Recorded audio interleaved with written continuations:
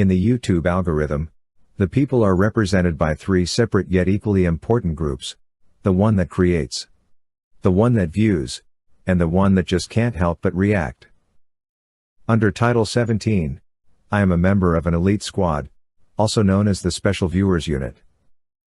These are the stories. Hey guys, hey, how are you? How are you?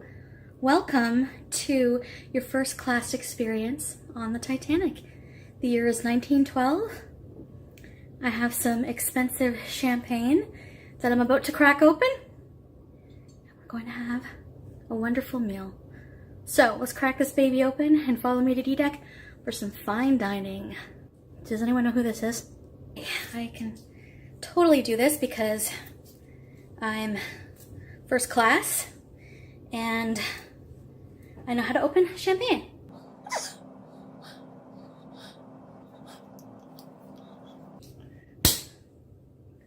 I did it! I did it! Okay. You did it. You crazy son of a bitch. You did it. Hey, I'm just here in the pre-dinner lounge enjoying a punch romaine. And I think dinner should be arriving anytime now. Here we have. Madam. Thank you, Jeeves. Oh, okay. Yum, okay. Oh, wow. Look at that. Thank you, Jeeves. Thank you. Wow. I'll check back later for the dessert. Thank you. I am French now. I was British before, but now I am French! Oh. You won't be getting a good tip. Now, this is my costume. I ordered this heart of the ocean thinking it would be bigger. It actually is really small. But anyways, that or my husband's. Maybe it's just your tits are too big. Get out of here. Go to your quarters, servant. It shines, it glimmers, it's scintillating, but also its provenance. It has an extraordinary history. There were so many twists and turns and dramatic events and horrible deaths along the way. Here are the centuries-old facts and fictions, myths and mayhem brought upon its owners. Kings and queens and in-betweens. We want to believe in curses. Everybody likes a good conspiracy or a mystery to unravel. The diamond has captured the public's imagination, drawing more than 7 million visitors a year to the Smithsonian National Museum of Natural History. Passing from India to France to England to America. It's an extraordinary gem and a great story. Kim Basinger narrates Mystery of the Hope Diamond. How incredibly rude. My fiance is just too cheap and, you know. Some of you may know a lot about the Titanic. The things that are more commonly known about the Titanic, we know that she sank during her maiden voyage on April 15th, 1912. Over 1,500 people perished in the sinking of the ship. It was a very, very tragic story. It's been romanticized so many times. James Cameron, and I'm dressed up as a fictional character, Rose Dawson. Yes, because I can't remember her other real last name. It was long. We all know that the Titanic hit an iceberg on the way from Southampton to New York City. Had over 2,200 people on board and a lot of very, very wealthy people, a lot of very rich people, such as the unsinkable Molly Brown, who was the nouvelle riche, had a lot of nouvelle riche with the Industrial Revolution, and brought about a lot of money and wealth during the Edwardian time, and because of King Edward. And it's just a very opulent, very luxurious time. And so a lot of people were wanting to spend their money, and the Titanic was a way to spend that money, because you could, for thousands of dollars for a first class ticket, you would be living the life of luxury. It is no surprise then that the 11-course dinner served on the evening before the Titanic sank was one for the ages. So put on your best white tie and tails or your most elegant beaded evening gown. Saunter down the grand staircase and take your seat next to John Jacob Astor or the unsinkable Molly Brown, as we enjoy the lavish meal served to first-class diners on the Titanic's final night above the waves. It was the symbol of luxury at the time. Even those in the second and third classes were living pretty well. on that trip, even if you had a second or third class, you were doing pretty well on the Titanic. You know, eating roast beef and boiled vegetables, and just, you know, it was great. It was pretty luxurious for second and third class. So I'm going to be eating, I made a couple dishes from the first class, because what I didn't realize is how kind of complicated it was to make items from the menu. And this seemed to be the easiest one, because a lot of the dishes were French cuisine inspired by a very famous chef, Auguste Escoffier, and he's the one who came up with this whole shaved ice, alcohol over shaved ice, and this is a punch romaine, and it is just absolutely delicious. 6th course, punch romaine. This was a palate cleanser after the heavier courses. This custom was championed by Escoffier to help diners make it through the marathon meal. Punch romaine consisted of shaved ice with simple syrup, champagne, white rum, and fresh squeezed orange and lemon juice, served with a citrus twist. Ah, refreshing. But I'm having it now. I actually didn't think I could ever make this. Shaking the egg whites, zesting the fruit, shaving the ice, which you can just do in your blender, which I didn't know. But so these are called chateau potatoes, a cooked dish from the first class menu that I saw from the menu on the last day of the Titanic. I think it was, the 14th. You're supposed to peel them, but these are too small to peel, so I left it on. These are small yellow potatoes, but the idea with chateau potatoes is to cook these potatoes in lots of butter. So you're going to need the potatoes and about half a stick of butter. I forgot to get some footage of what the potatoes looked coming out of the oven, but my oven is preheated to 400 degree oven until they're brown and crispy. Yet another expensive and tender cut was served with chateau potatoes, which were cut into oval shapes to look like jewels, and roasted with fresh parsley and copious quantities of butter. So as you can see, the idea behind them is to get them nice and brown and buttery. Everything was very rich in French cuisine, and everything was very decadent. So cooking them in the butter instead of roasting them like I usually roast them in olive oil gives it such a different flavor. Oh man, that is really, really good. I'm trying to be a lady, not pig out. Wow. Chicken sauté à la lyonnaise. À la lyonnaise means with onions in a sauce, mostly a wine sauce. This is a wine tomato onion sauce. So you're going to cut up some large chicken breasts into pieces, salt and pepper on them. Then you're going to put them in one egg that I had beaten, and you're going to dredge soak the chicken breast, I guess, in the egg mixture. So the recipe calls for 1/3 cup of flour with some thyme and salt. I didn't have any thyme at my grocery store, I guess was out. So I put some Old Bay seasoning. Now you can substitute with an herb of your choice. After you've coated the chicken pieces, and fry them over medium heat until they're golden brown on both sides. That's the color you're looking for. While the chicken's in the oven, you're going to use the same pan, add a couple more tablespoons of olive oil, 1 large thinly sliced onion, and 2 diced cloves of garlic. Now I'm going to add about 1/3 cup of wine. I'm using my champagne because that's all I had on hand, but you can use any wine of your choice. All right, now I'm adding about 2 teaspoons of tomato paste. And now I'm adding 1.5 cups of chicken stock and a little less than a teaspoon of white sugar. And I'm going to let this thicken up and reduce. So I've added the chicken pieces back into the sauce, and I'm just going to let that cook for another few minutes until the chicken is no longer pink on the inside. Sauté of chicken lyonnaise could be selected. This classic French dish was an Escoffier recipe. Sautéed chicken breast served with caramelized onions and a white wine and tomato sauce. Let's try a piece here. Oh wow. Man, they were eating good on the Titanic. Oh wow. Oh wow. I have to make this for like company. And you're supposed to have like a decorative orange peel. I don't know how to do that.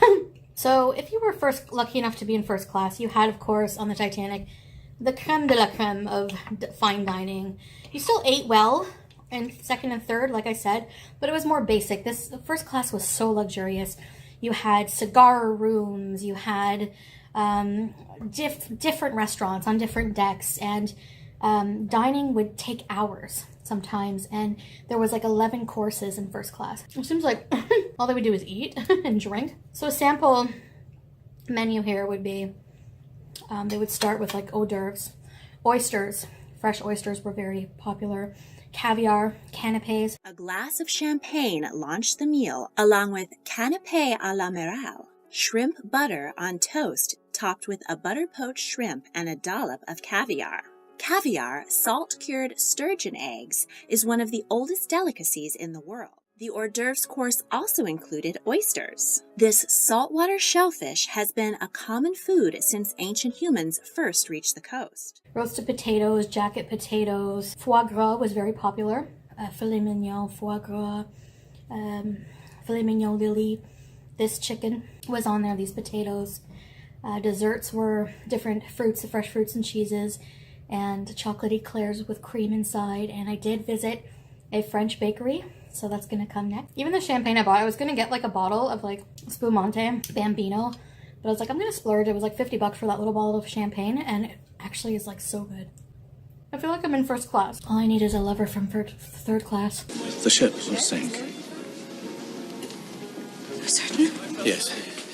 What would you guys pick? Like, sometimes I'm like, when I watch the movie The Titanic, and she has that husband of hers who's really an ass, but he gives her this huge diamond, and then you have poor old Jack. Would you take good sex over the biggest, most valuable diamond in the world? I mean, her fiance wasn't bad looking. He had weird eyebrows. No one can beat Leo, especially in the 90s. Yeah, I mean, I'm not a history buff. I wanted to focus more on the food and just kind of recreate what they ate for a mukbang. I know some people were interested in conspiracy theories around the Titanic. I'm not really interested in conspiracy theories, honestly, as a whole. But apparently there was a sister ship to the Titanic called the Olympic. So the photos I show you, there's only one photo that that exists of the actual Titanic dining area. The rest are from the Olympic. However, both ships were pretty much identical in style, architecture style.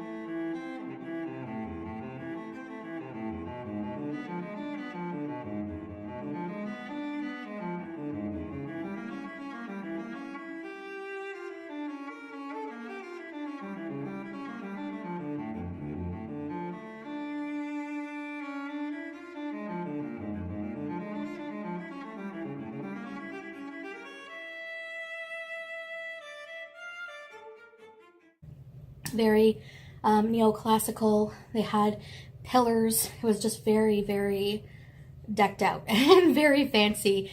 They had like pillars with the head of Neptune, and Ceres, the goddess of agriculture, and Neptune, of course, the god of the sea. That's such a good drink, man. And I'm not like a huge drinker because I generally don't much like alcohol as a whole, but I do like good drinks that are well made. That mixology kit will come in handy for like parties or company or myself.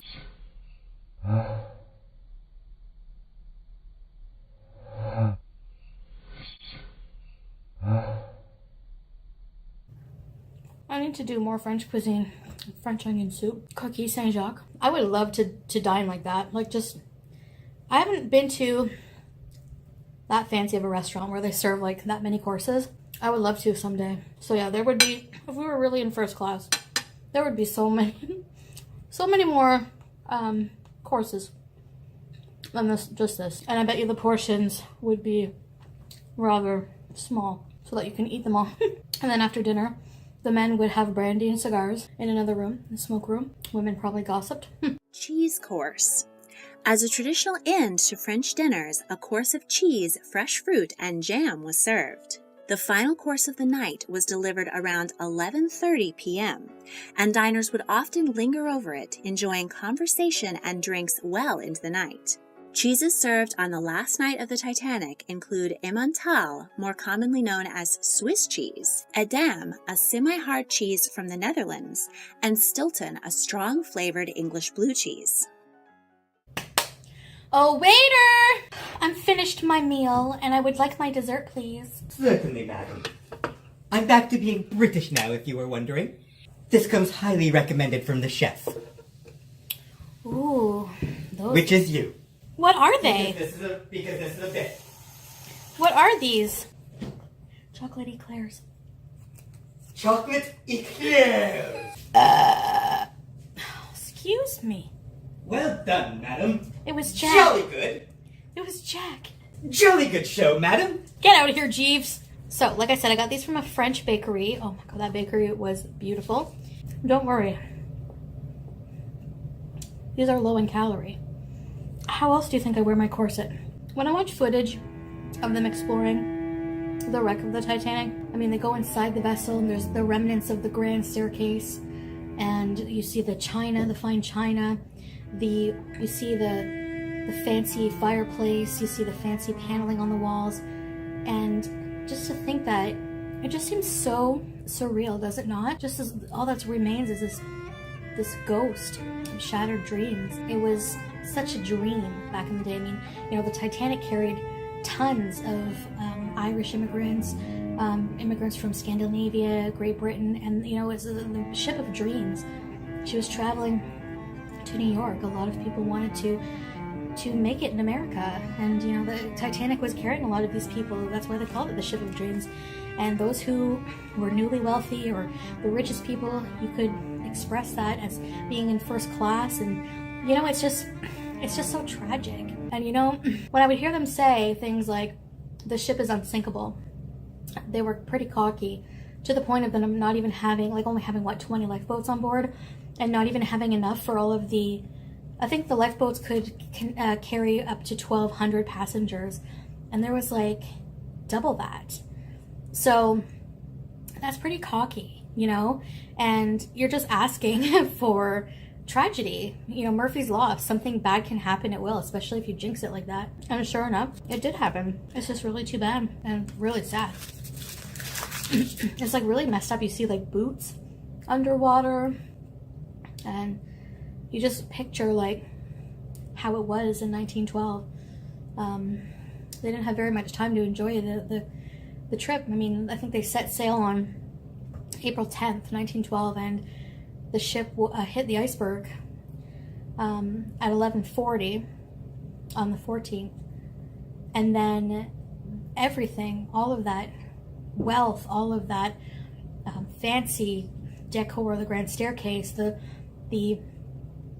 dining rooms, everything, the fine china, everything was underwater like 2.5 hours later at the bottom of the Atlantic. And it's just crazy when you really think about it, you know? So he put his very thick coat on her and put another one on himself. And without any words at all, we went out of the cabin and into the lift and up onto the boat deck. Now, if we hadn't done that at that time, I very much doubt I'd be talking to you today, because, as you know, there was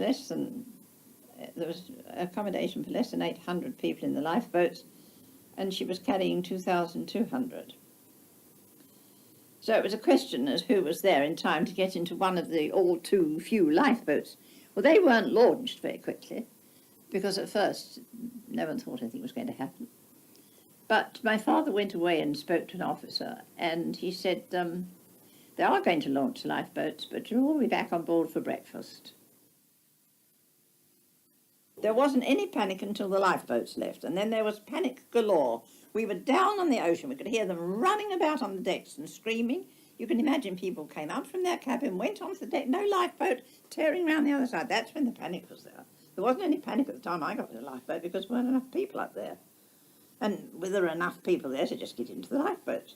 But after that, when the others started coming up from their cabins and there were no boats, gosh, there was panic. We could hear it. Definitely.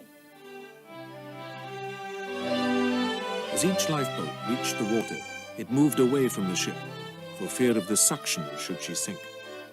Some rowed towards the lights of a ship which could be seen just a few miles away.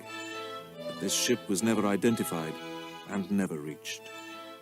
And of course, there are still threats of legal things even these days about whether the ship that was so close to us was the Californian or not. I mean, I saw that ship. It's terribly close. And the other thing I'm saying is that I didn't see a ship 19 miles away. I saw a ship that was so close, and they said at the time it was less than 9 miles away. Now they're trying to say it was 19. I saw it, you know, it wasn't just lights on the horizon, you could see it was a ship. And I saw our rockets being fired, which that ship must have seen. Well, this inquiry says that they did see it, but they didn't think it was a portent of danger. But I would have thought in the middle of the Atlantic, in the middle of the night, that rockets must mean trouble. I don't know. It's really tragic. But this was really fun, just even getting to kind of relive how they were eating and for that time. And that meal was really delicious. Like, I was surprised at how it turned out, actually. So, but everything was just cooked so rich. You know, like they had this dish that was like salmon with mousseline sauce, and the mousseline sauce is like this rich hollandaise sauce with heavy cream whipped into it. And you poach the salmon in this really delicious broth, and it's just this like really, really, really decadent French dish. I know I say decadent a lot, but that's like the best word I can think of to describe French cuisine, especially back then.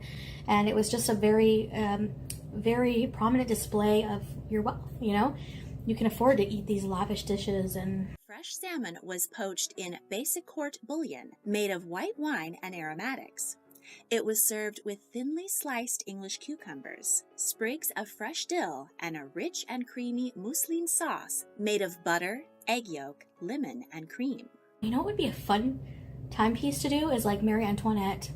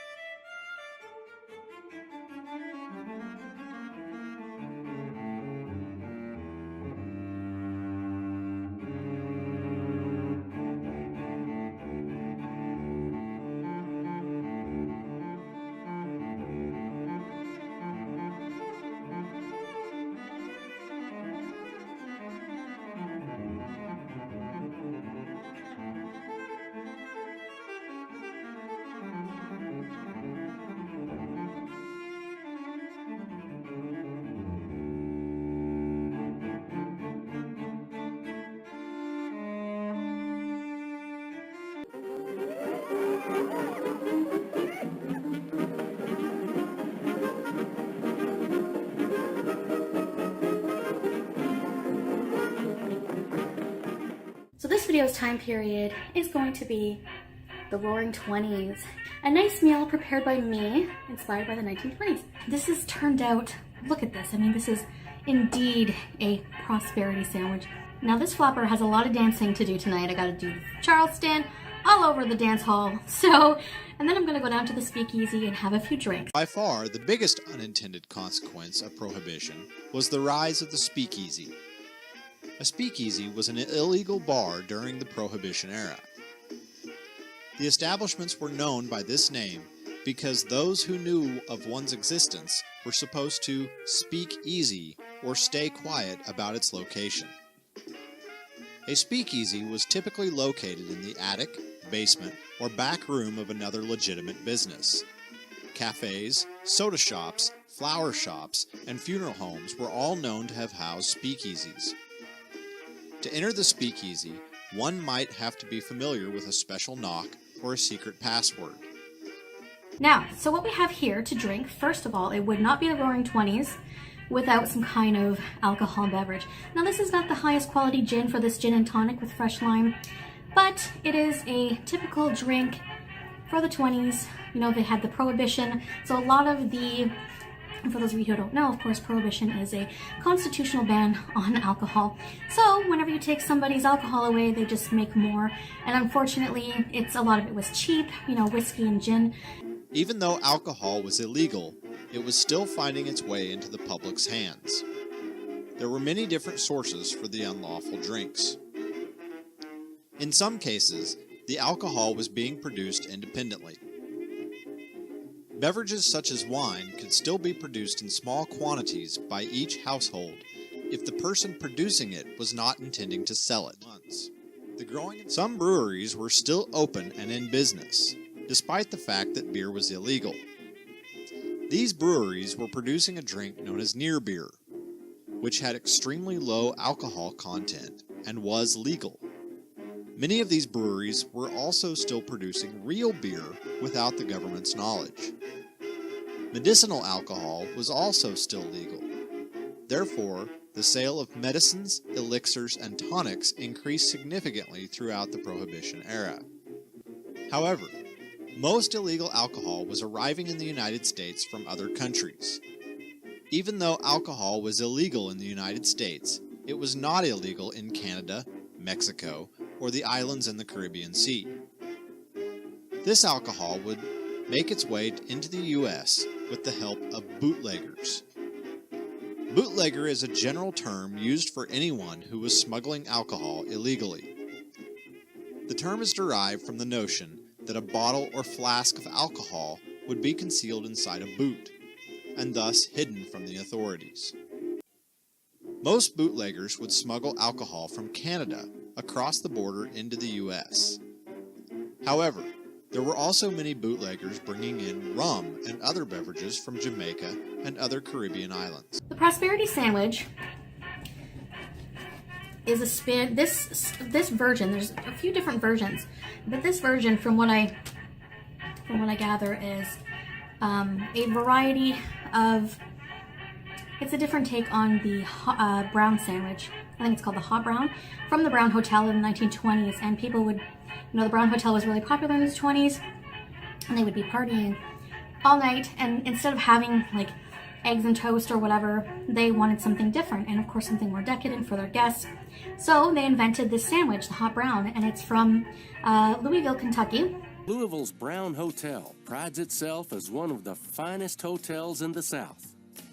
Its beautiful English Renaissance interior has drawn visitors since opening in 1923. In fact, it was the late-night crowds hungry from dancing who demanded an alternative to the usual ham and eggs available in the kitchen. As a solution, Chef Fred Schmidt created an open-faced sandwich called the Hot Brown, and it has been satisfying guests ever since. Basic ingredients for our hot brown. We start with a really great piece of turkey breast. We oven roast the turkey breast. Use some really great thick cut bacon. We like a hickory smoked bacon with our hot brown. Some good meaty tomatoes. We're going to cut those up here in a little bit into quarters. Originally it was served on white bread, but we've gone the route of a Texas toast style bread. It's a little bit thicker cut, a little bit sweeter in flavor. And then we use a nice bechamel turned into a Mornay, use a little heavy cream in that Mornay sauce with some nice sharp pecorino cheese. Finish off with some fresh parsley, some more pecorino, and a little smoked paprika. But this version, apparently, prosperity sandwich, comes from St. Louis.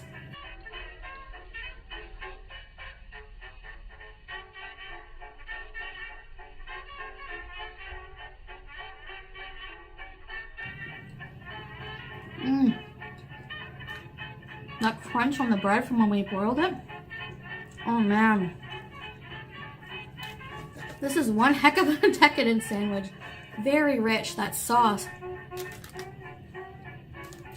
And it, you know, it's also a sandwich that showcases the prosperity of the times of the Roaring 20s. Because it is so rich and decadent, and cheese and meat are not cheap. You know, whenever I talk about prosperity, this is focusing on the Western world, and of course it's not equal for all classes in any decade. So I'm just speaking of the time period that we all know.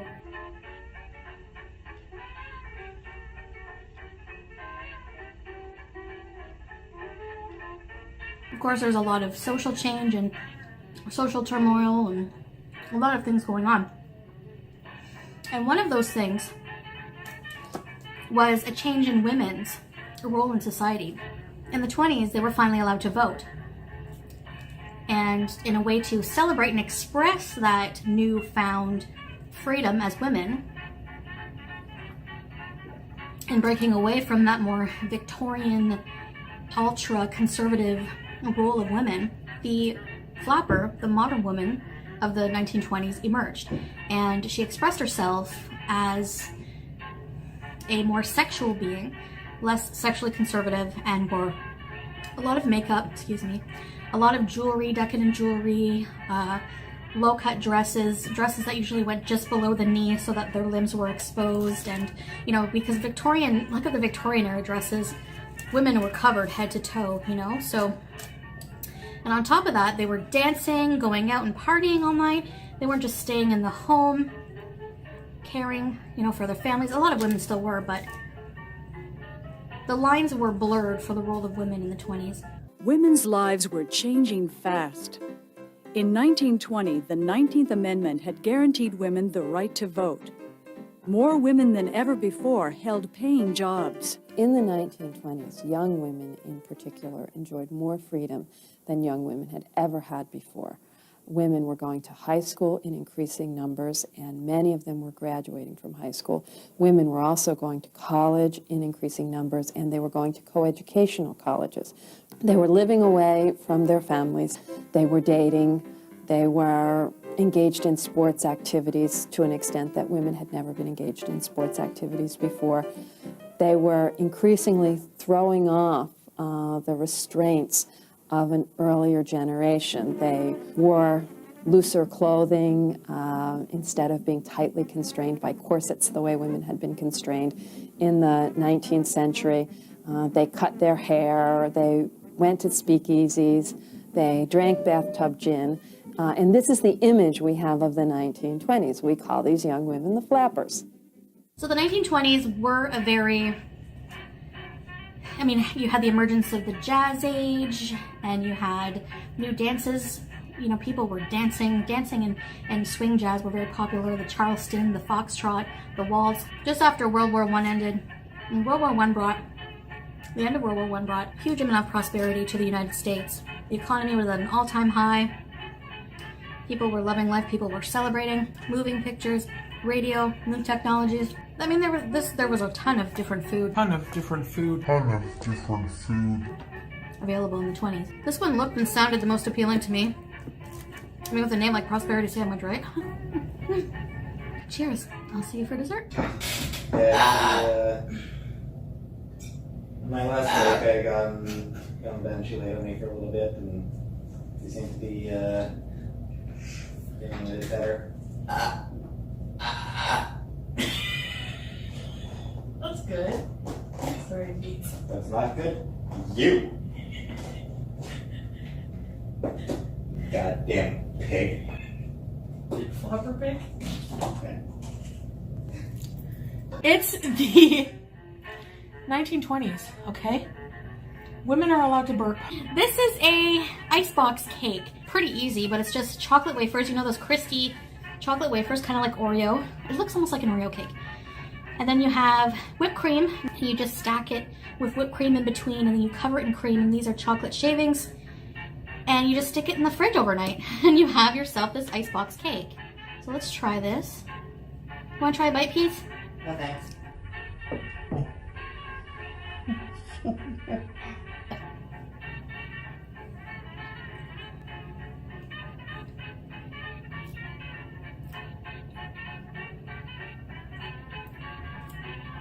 Hallelujah, hallelujah. That? That one's good. It is, oh my God. The thing about why this was so popular, such a popular recipe, is because in the mid-1920s, the first Frigidaire came out, and they were trying to get people to use it, new appliances. And so this is an icebox cake because you put it in the fridge, right, for it to set. You don't bake it like a traditional dessert. Also, it is very reminiscent of Oreos and uses packaged cookies, uses packaged wafers, uses packaged food. And in the 1920s, that was the time where processed food started to emerge slowly. Things like Oreos, the Baby Ruth chocolate bar came out, biscuits, crackers, and a lot more tinned and frozen food emerged, mostly because of World War I and the soldiers having access to convenient packaged foods. One more bite, and then this flapper is heading home from the speakeasy. Okay, guys. I'm going to smoke my imaginary cigarette now. And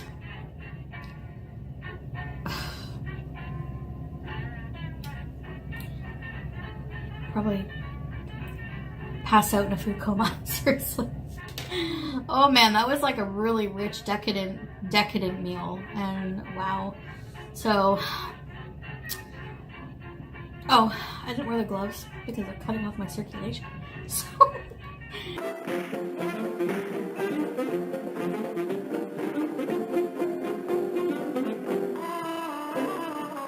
oh my God. What of you, Betty? What's your ambition? I want to be a famous YouTuber. A musician, an actress. Anyone in the public eye must have fine appearance in addition to talent. And beauty and excellent appearance result from good health, Betty. Good nutrition, plenty of sleep, and exercise are basic to health.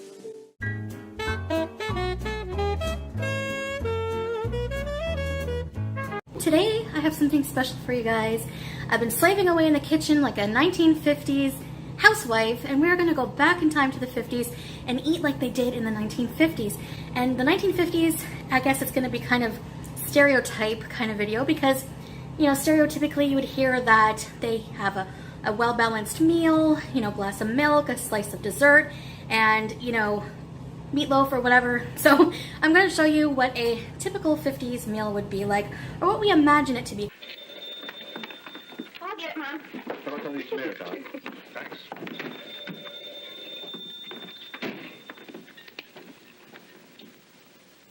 This afternoon?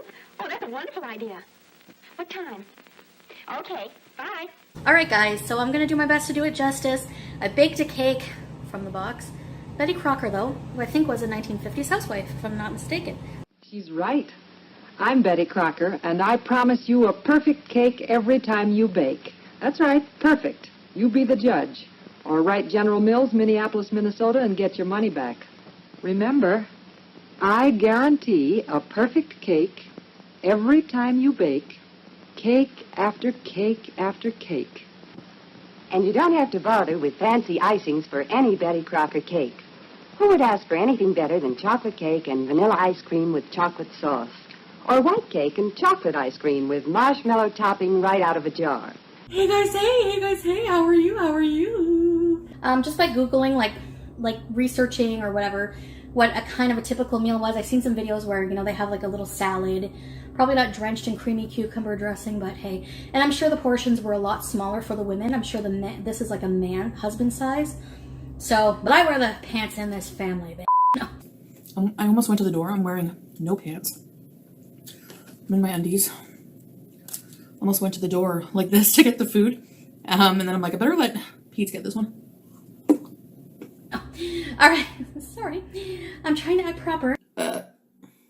So this is 2 slices of meatloaf, peas, which I don't even like, and some fluffy mashed potatoes with rich brown gravy, slice of confetti cake for dessert with French vanilla icing, and a glass of milk, because they always seem to drink milk. They think that very big on getting your calcium so you can grow up strong and join the army.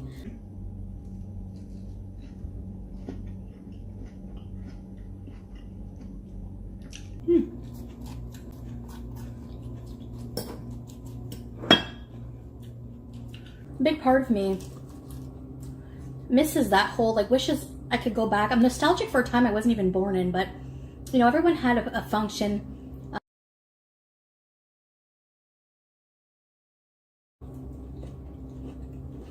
Mothers took care of the family. Dads provided for the family. Everyone ate together. Let's try the peas with the potatoes. Times just seemed simpler somehow back then, you know, for the domestic life. But everyone seemed to just be playing a role, you know? And I think that's why times have changed, because you know, the housewife, we learned more about her as the years went on, and she started to rebel, and she wasn't so happy with her life. Having to freshen up and look good for the husband. That's, you know, we do boyfriend, girlfriend shit. Fart on each other. We have actually farted on each other. I find that funny. He farted on my cat one time. It's not very nice. You know, just basically just being a robot. You know, just every day, same routine, taking care of the house, kids, and husband. No time to take care of herself. Well, I wonder how true that is, you know. They look conservative on the outside. But how many housewives do you think were wearing crotchless undies under those skirts? For the milk boy! That would totally be me. Oh, it's lunch hour. Look at the milkman.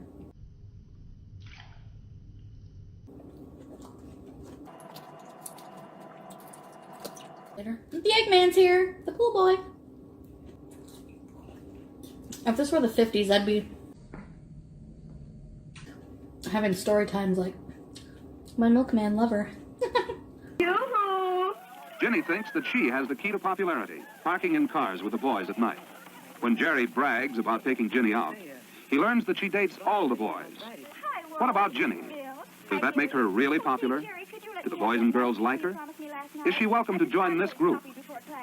Hi, Betty, Ellie. You can rest your tray here, Ginny, for a minute. Thanks.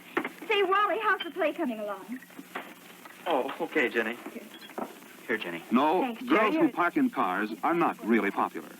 Not even with the boys they park with. Not when they meet at school or elsewhere. Nothing like being this popularity. Yeah. And I just hope the husbands in the 50s showed some kind of recognition for the hard work that their wives did, but I don't think they did. I got gravy on my shirt. Better take it up to the sewing room. Need more gravy.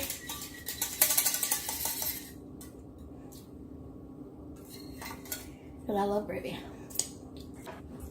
Oh my god, this is so good. Yeah, I would not survive in the 50s as a housewife. For sure. Isn't it like forbidden for women to like acknowledge that they have bodily functions? Like if you fart in front of your husband, you get served with divorce papers. I don't know. Fat phobia was even worse back then. Weight reduction through diet. Sensible weight reduction takes time. Progress is measured in weeks or months, not days. It's a great day when the scales at last seem to shout success. When normal weight returns, along with a new and attractive figure, and new interests and activities. The diet is adjusted to maintain that desirable weight. 64 pounds gone in 7 months. With the return of normal weight come renewed pride in personal appearance, new self-confidence, increased vitality, and better health. One of these men has lost 30 pounds, the other 21 pounds since we saw them about 4 months ago. This controlled experiment, then, has given us one answer to the problem of overweight for young and old alike. A tested program of sensible weight reduction through diet. The principle of weight reduction you have seen demonstrated can be applied effectively by others with excess weight, with, of course, the guidance of a physician. We have shown that a dietary plan for weight reduction can be simple, satisfy the appetite, and bring results in loss of unwanted pounds, in renewed vitality and health, and in eating habits which can be easily adjusted to maintain normal weight.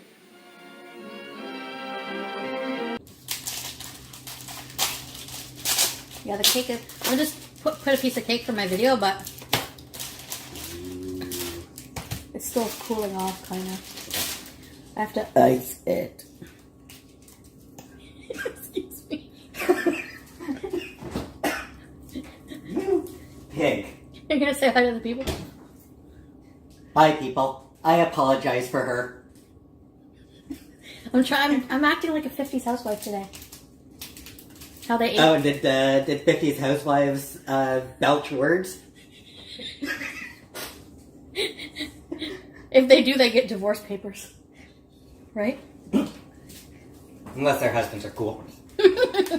But no husbands were cool in the 50's. If you don't eat all your food, you can't have any pudding. Yummy. Yummy. Yummy. And a glass of milk. Oh yes, angels sing.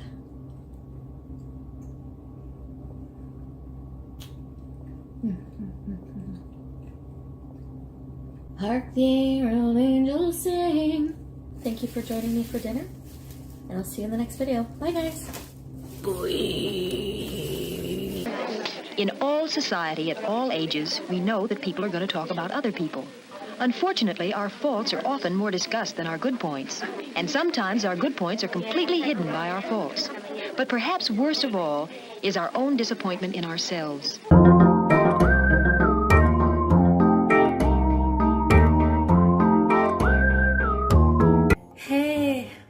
Hey guys, what's up, Welcome to 1969. Fondue was very big in the 60s and the 70s. So let's revisit 1969 together. Let's get groovy and let's eat, let's get to. So I'm gonna show you guys how to make a traditional Swiss fondue.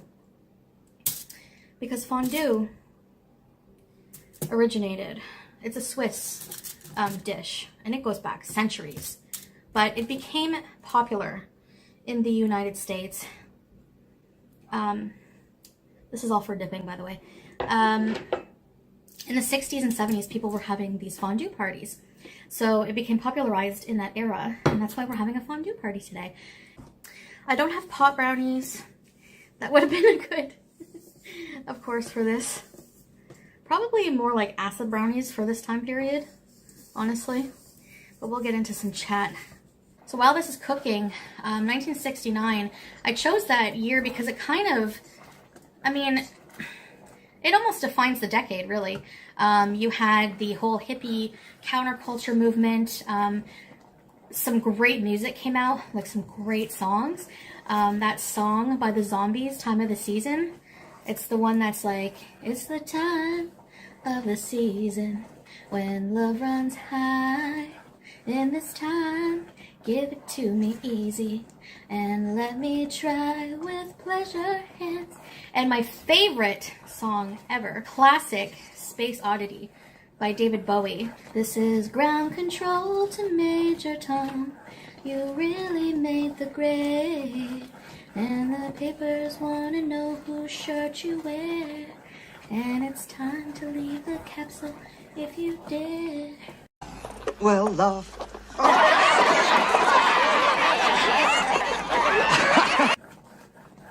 right. All these cheeses, Swiss cheeses. Feeling groovy. I'm feeling groovy. I don't know about you guys. Let's try it. Get right out. Get right out. Shh, I say shh and get right out.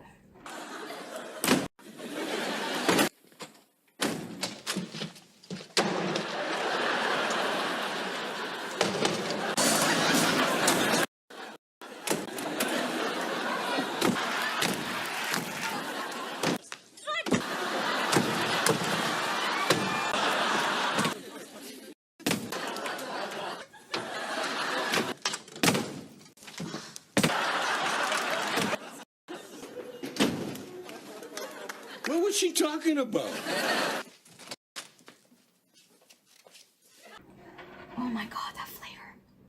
Ooh, yeah. Look at that. Look at this velvety cheese. Let's try the bread.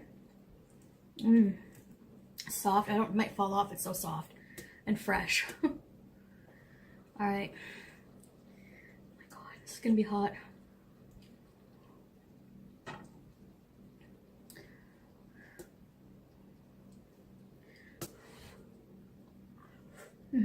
Too hot. Should have made smaller pieces. Now I am 100% authentic Swiss. This is my Swiss passport, and I wanted to kind of just show you how my family has been making fondue for years. Next I'm going to make the bread cubes, which you're going to need for dipping up the cheese in the cheese fondue. So what I like to get is a really nice kind of country bread and with a nice crust on it. Don't use like toast or stuff like that. You want something that's a little bit more of a solid type of bread. And what you're going to do is you're just going to cut bite-sized cubes out of that. So you don't want to cut it too thin, but not too big either, because the problem is if you cut it too thin, then sometimes the bread falls apart like that. So they should be about this big. So I've got my bread cubes. This is all for dipping.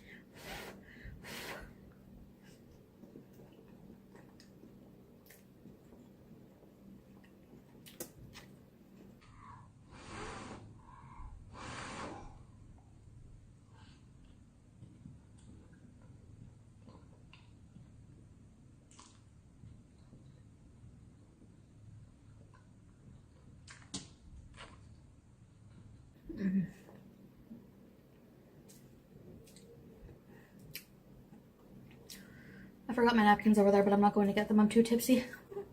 Oh my god. Oh my god.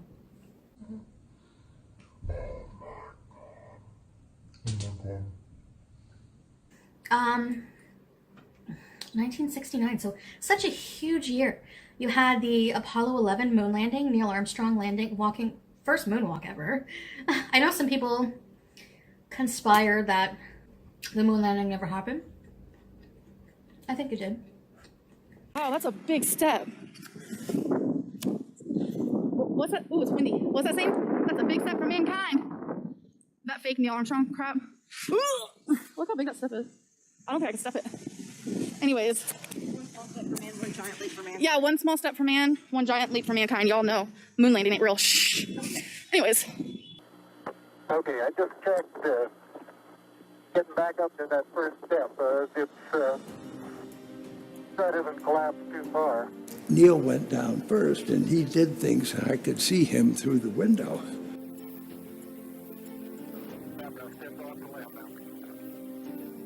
He had no trouble at all, just moving around.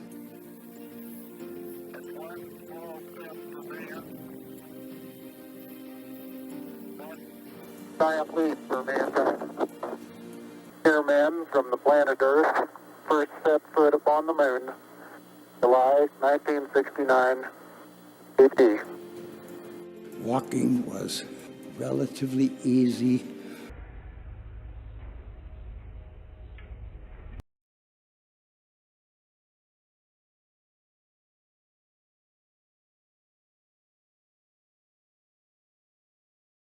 Some way, when those two Americans stepped on the moon, the people of this world were brought closer together. That it is that spirit, the spirit of Apollo, that America can now help to bring to our relations with other nations. The spirit of Apollo transcends geographical barriers and political differences. It can bring the people of the world together in peace. Apollo 11, not Apollo 13, like the Tom Hanks movie. So you had that. You had James Earl Ray getting sentenced to 99 years in prison for the assassination of Martin Luther King Jr. in 1968. So you had something tragic happen in the summer of 69. The Manson family murders happened.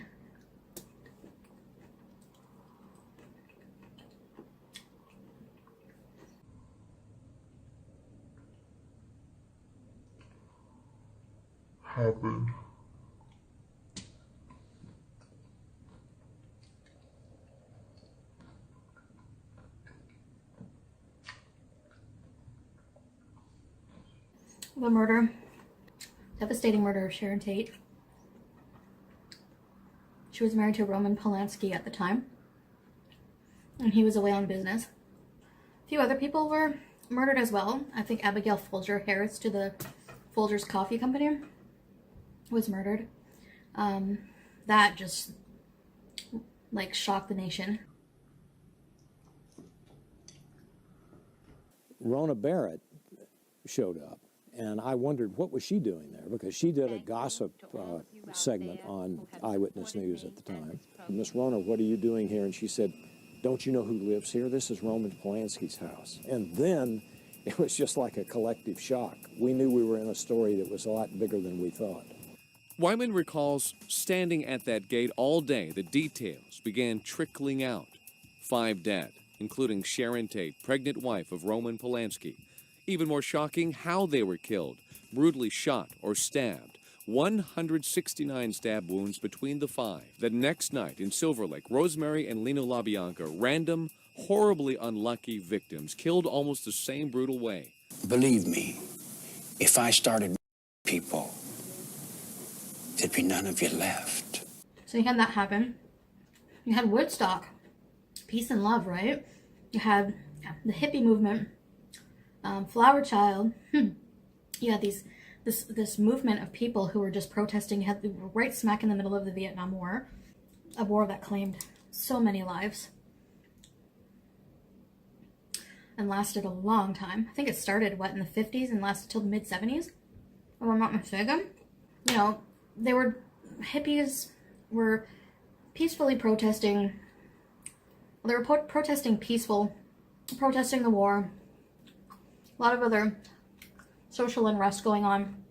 They were counterculture, anti-establishment, free sexually, like freer sexuality. That's why there were so many boobs at Woodstock. But yeah, Woodstock, I was gonna make like most were vegetarian apparently, hippies. But Woodstock was like an atrocity environmental wise. There was so much pollution and filth. Kind of like counteracts that whole environmentalist, like hippie culture kind of thing, you know? People were buying like acid for $1. Now that might have been CIA agents selling it, because there was the whole MK Ultra operation going on, like the covert CIA operation where they were giving people acid like without them knowing, so they could test some kind of like the psychological effect for like warfare and like psychological warfare probably, or something like that. Millions of dollars would be spent on LSD research at universities throughout the country, and word would begin to spread on campus about this so-called mind-blowing drug. And suddenly, there was the counterculture of the 60s. I give the CIA a total credit for sponsoring and initiating the entire consciousness movement, counterculture events of the 1960s. I never did that. I have no interest in doing that kind of thing. It was a psychedelic era. You had psychedelic music, like the music in my intro. The Doors, very psychedelic rock. And a lot of artists would drop acid or take hallucinogenic drugs in order to, they said it opened their mind to let more creativity flow. All I could see was an ocean of flesh and hair and teeth, and the cheering was like, you know, combined like a bunch of Super Bowls and World Cups and baseballs, and you don't hear that sound of 100 people like screaming at the same time. The biggest door I ever walked through, other than the supernatural experience. It's like a little strange that a few years back, maybe a year and a half, I was in Mission High School, and now I'm playing with same stage with Sly and Jimi Hendrix and Janis Joplin and all these incredible mega superstars already. I remember that I was under the influence of LSD, and then it all came back to me like, damn, why did I take LSD before I went on? The guitar neck, it felt like a electric snake that wouldn't stand still. That's why I'm making ugly faces, trying to make the snake stand still so I can like play it, because it's going like this. The neck is going like that, and I'm like, and inwardly I remember saying over and over, God, I'll never do this again, ever, if you can just keep me in time and in tune. That's all I asked. That was my first mantra. God, please, I promise I'll never do this again. I'll never take this thing again. Just, and then the sound of hearing the music coming from within me, through my body, through my fingers, through the amplifier, through the speakers, up into the audience, as far as you can go, and then come back to you.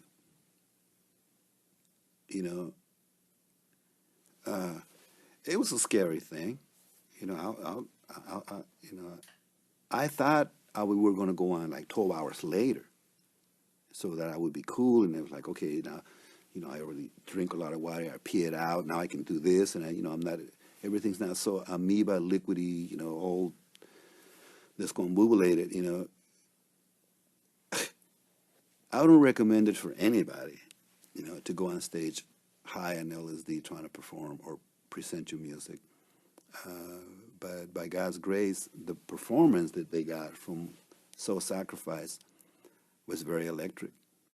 A really memorable year, especially, with everything that I just talked about going on. I think those were the main memorable things that happened that year. A lot happened in that year. Feel free to mention anything else you think of. Don't mind if I do! Actually, off this new album called Abbey Road, which is where they record all their stuff in a studio in Abbey Road, you see, just north of London.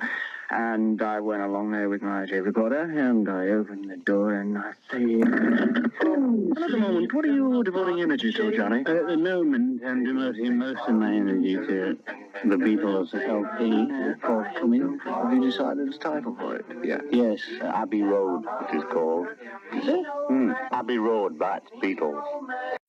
Man, Woodstock, 2 people died, but part of me would have wanted to go because look at the lineup. Jimi Hendrix, Janis Joplin, Grateful Dead. So many icons. That would have been an awesome concert. You get to see those icons before they join the 27 Club. What do you hope it will do to its audience? I hope it'll leave them puzzled. May I light your fire, my child? That's my favorite singer, as you know. I guess not. Apparently not, no. Well, I would have bet against it myself. Would be amazing.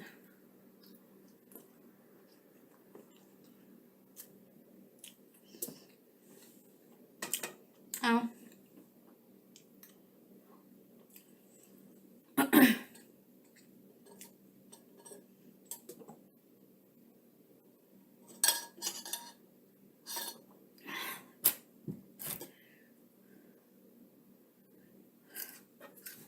Let this cool off.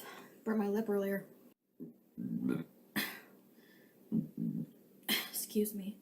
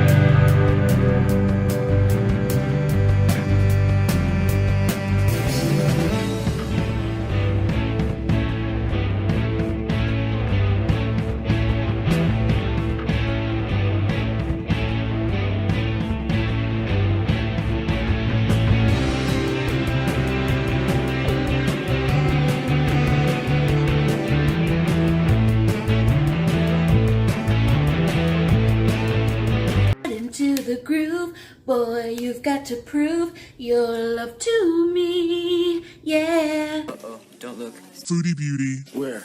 We can dance if we want to. We can leave your friends behind. Cause your friends don't dance, and if they don't dance, well, they're no friends of mine. Oh God, I made eye contact. If you haven't noticed already, I'm doing an 80s video. I have my little bow in my hair, but you can't really see it. So these are bagel bites. All right. Now, I'm not saying people only ate processed crap in the 80s, but people were eating more. And as you see, unfortunately, with the time pieces I do, there's going to be more and more processed food because as the years went on, that's what happened. More processed food came out. And now, if let's say I did a modern time, like right now, I would probably do some health foods because a lot of vegan foods have come out, like Beyond Meat burgers or something like that. So I'm trying to do foods that are really with the time period.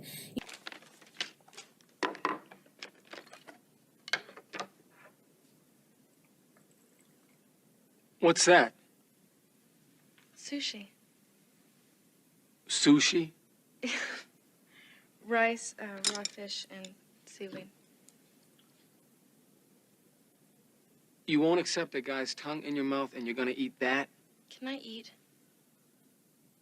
I don't know. Give it a try. Whole low-fat fad was going on at the same time, juxtaposing to there being a rise in microwave foods and things like SpaghettiOs and bagel bites and Cool Ranch Doritos.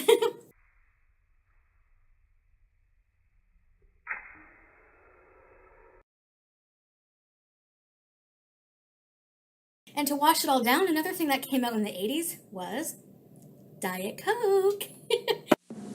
Ladies and gentlemen, welcome to the world premiere of a great new soft drink, the world premiere of Diet Coke. Introducing Diet Coke. You're gonna drink it just for the taste of it. Introducing Diet Coke.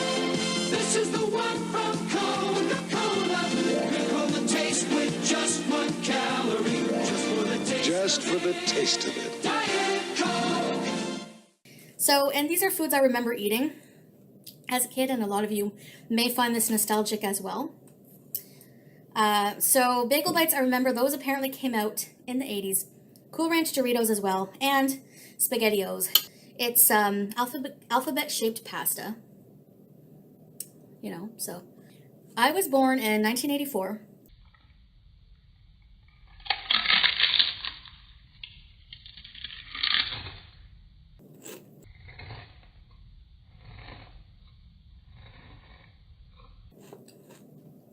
I was born in 1984. My early childhood was in the 80s, but a lot of the influence carried on into the early 90s. I have so much Aquanet in my hair that I didn't want to stand too close to the oven when these were cooking because, man, like, there's enough Aquanet in my hair to cause an explosion bigger than a meth lab. That's what they used in the 80s. Obviously, I'm not using Aquanet because I can't find any. Do they still sell that? Introducing Aquanet Mousse. It's a mousse with the most. The most for your body. Get great body, great condition. Great style, great control. No matter what the weather. Aquanet keeps it together. It's the most for your money. So Aquanet Mousse is the mousse with the most. For your money, for your money. Family meals I remember having in the 80s were like, I remember a lot of snack food, but I remember also like a ton of new snack foods were coming out in the 80s. But I remember eating things like meatloaf and sloppy joes, and sloppy joes I was going to make that because that did become really big in the 80s, but I want to save it for my TMI story time. Oh God. So traditional meals people were eating in the 80s weren't invented in the 80s, you know? I think Hamburger Helper was. So yeah, 1984. I remember I like John Hughes movies. Those were big in the 80s. You know, Pretty in Pink, The Breakfast Club, St. Elmo's Fire. And just like the Nintendo. So much happened in the 80s. The Nintendo, come on.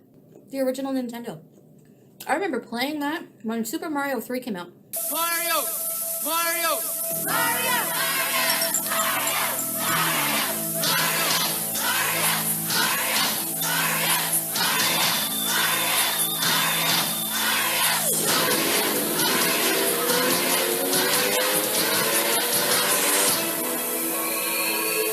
He's back. All you had to do was ask. Super Mario Bros. 3 from Nintendo. Now you're playing with power. And Duck Hunt. Oh man, Duck Hunt infuriated me. I think I blame my current anger issues on Duck Hunt. That dog mocking you for missing.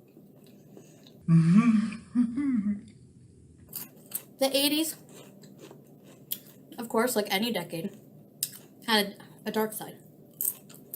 If you read or watch the movie American Psycho, for instance, you'll get an idea of the whole, because in the 80s this whole yuppie persona came out. Very consumer-driven, materialistic-driven type of person. As the upper class thrived under President Reagan's economics, the world began to take notice of yuppies, young, well-educated professionals with a penchant to spend and an obsession with image. I always use an aftershave lotion with little or no alcohol, because alcohol dries your face out and makes you look older. Inspired by moguls like Donald Trump, yuppies bought only the finest brands, drove imported automobiles, worked out endlessly, and invested in copious amounts of cocaine, at least according to the stereotype. They don't have a good bathroom to do coke in. The 1987 Wall Street crash killed the romanticism of the yuppie, but their stylistic influence lived on. Yup, yup, yup, yup, yup, yup, yup, yup, yuppie drone. The whole Wall Street materialistic kind of guy who's has a very shallow existence. You know, on the outward appearance, you're still put together. Everything is materialistic and perfect, and on the inside, you're empty. On the inside, you're empty. Profit. Wall Street. Where we screwed up in the 80s is that we were all trying to get rich and famous. Pounds, dollar, millionaire, dollar, pound, dollar. I believe that the supply side theory is workable. You're going to get a better economy, you're going to get more jobs, you're going to get a higher standard of living. By God, in America, one of the great things about this nation is that we can seek profit. And I'm proud of that. If you can gain profit, that's even better. People looked at these Wall Street characters and they said, I want to be like them. Money became a new drug. Sometime in the 80s, we decided that the product of American business was profit. I'm not going to argue that I want to make money. I want to win. And the bottom line was to win. From the minute you're growing up, you're kind of told two things and they don't match. One, you're told that you have to be moral and just and all this kind of thing. And at the same time, you're told, grab it while you can, get it before the other guy gets it, and get rich as quick as you can. We somewhere philosophically decided that if it's a rat race, it's okay to be a rat. This is like something out of Dynasty. People have no idea what's going on. Have you made a lot of money in your day? Yeah, millions. One of my reasons for wanting to do the Diet Coke thing was, one, because it gave me loads of money.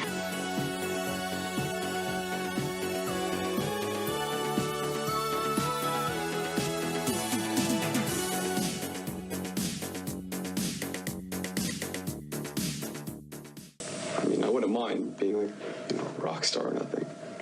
But as long as rock star is defined as rich and rich. One thing I love most about the 80s, and I'm so thankful that the 80s brought us. I know I look like the fat goth chick from South Park, okay? I'm going for a Madonna look. God, she just never stops! No, no, no, no, no. So the one thing is the 80s horror genre. Nightmare on Elm Street. Jason. I think Halloween was late 70s. The Shining, Sleepaway Camp, Night of the Demons, those campy, wonderful horrors, Basket Case. If food don't kill you, the service will.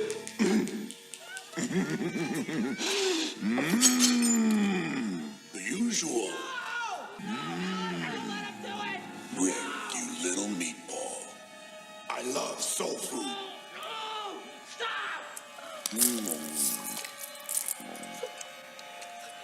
There's a lot of things politically. I don't follow politics very well. I was never big on political history. So, a lot of things happened in the 80s. I mean, I'm here for the food. I'm here for the food. Right? Because it's a food channel, but I'm more interested in the pop culture as well. I loved the 80s because you could wear whatever you wanted. You could wear a man's suit.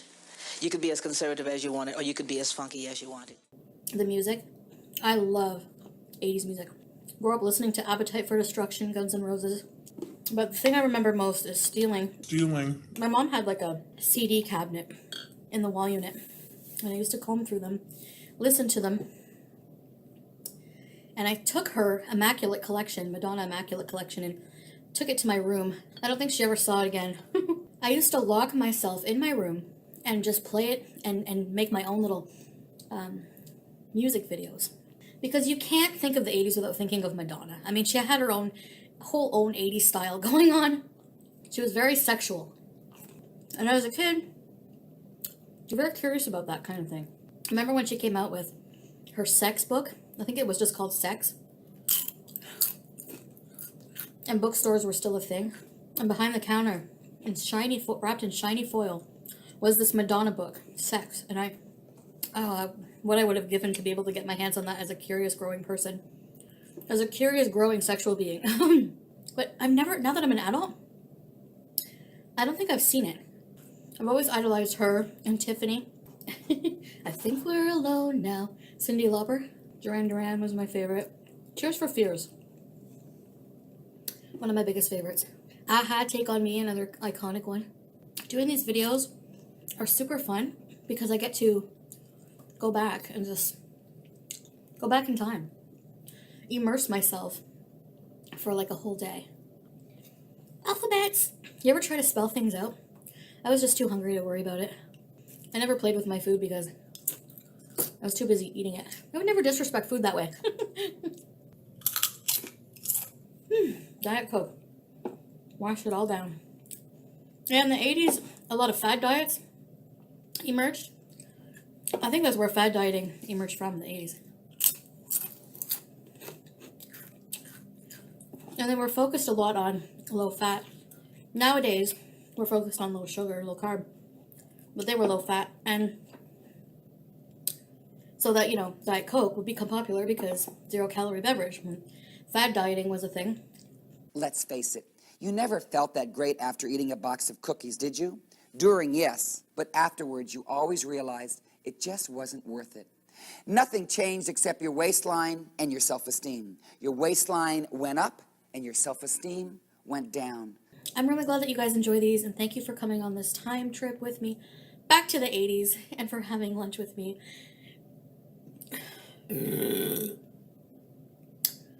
Excuse me. It was an 80s burp. All right. They're doing it for the money. That's okay. Hey, I'm doing it for the money. But you're also selling out people who enjoyed what you did.